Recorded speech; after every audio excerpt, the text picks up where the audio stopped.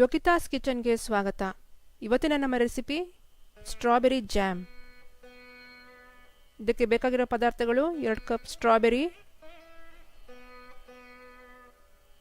1 cup ಸಕ್ಕರೆ.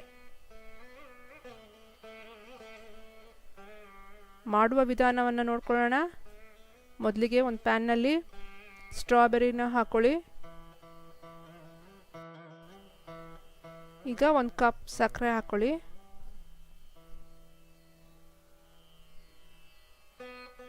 ಇದನ್ನು medium ಫ್ಲೇಮಲ್ಲಿ ಬೇಯೋದಕ್ಕೆ ಬಿಡಿ. ಸಕ್ಕರೆ ಎಲ್ಲ ಕರಗಿ ಪಾಕ ಆಗುತ್ತೆ. ಇದಕ್ಕೆ ನೀರು ಹಾಕಬಾರ್ದು.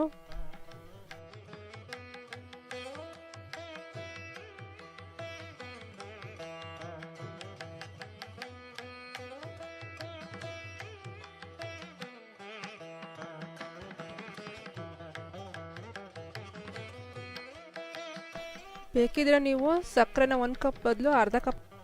ಈಗ ನೋಡಿ ಪಾಕ, ಸಕ್ಕರೆ ಎಲ್ಲ ಕುದಿದು ಪಾಕ ಆಗ್ತಾ ಇದೆ. ಸ್ವೀಟ್ ಕಮ್ಮಿ ಬೇಕು ಅನ್ನೋರು ಅರ್ಧ ಕಪ್ ಸಕ್ಕರೆ ಹಾಕ್ಕೊಂಡು ಮಾಡ್ಕೋಬೋದು.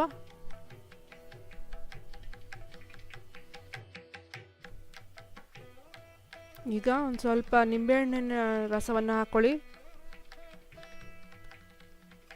ಎಲ್ಲ ಚೆನ್ನಾಗಿ ಮಿಕ್ಸ್ ಮಾಡ್ಕೊಳ್ಳಿ. ಮೇಲ್ಮೇಲೆ ಸ್ವಲ್ಪ ನೊರೆ ಥರ ಬರುತ್ತೆ.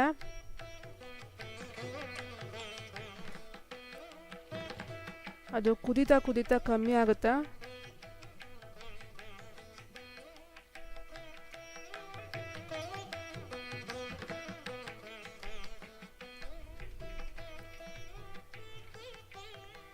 ಅವಾಗವಾಗ ಮಿಕ್ಸ್ ಮಾಡ್ತಾ ಇರಬೇಕು.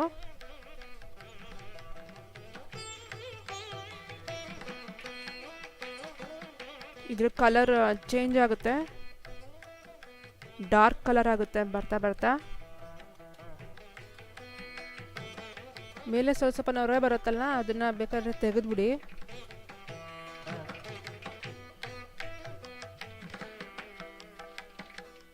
ಇದನ್ನ ಮಾಡೋದಕ್ಕೆ ಏನಿಲ್ಲ ಅಂದ್ರೆ ಒಂದು 20 ನಿಮಿಷ ಆಗುತ್ತೆ. ಪೇಷನ್ಸ್ ಇರಬೇಕು ಅಷ್ಟೇನೆ.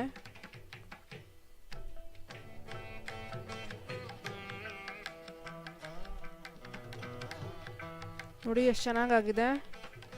ಇವಾಗ ಇದು ಸ್ವಲ್ಪ ಪ್ಯಾನ್ ತಳ ಬಿಡೋ ಶುರು ಆಗುತ್ತೆ.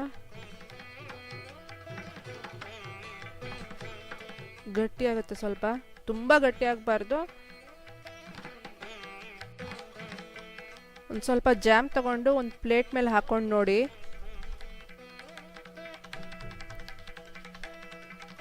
ನೋಡಿ ಅದು ತೆಳು ಇಲ್ಲ,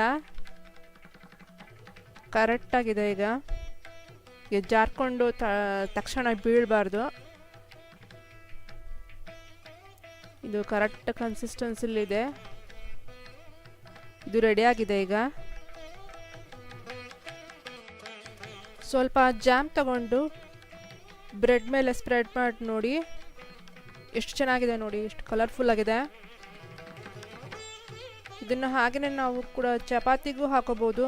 ಚಪಾತಿ ಮಧ್ಯದಲ್ಲಿ ಹಾಕಿ ರೋಲ್ ಮಾಡಿಕೊಂಡು ಮಕ್ಕಳಿಗೆ ಕೊಡ್ಬೋದು. ನೋಡಿದ್ರಲ್ಲ ಎಷ್ಟು ಚೆನ್ನಾಗಿದೆ ಜಾಮು. ನೀವು ಇದನ್ನು ಮನೇಲಿ ಮಾಡಿ ನೋಡಿ.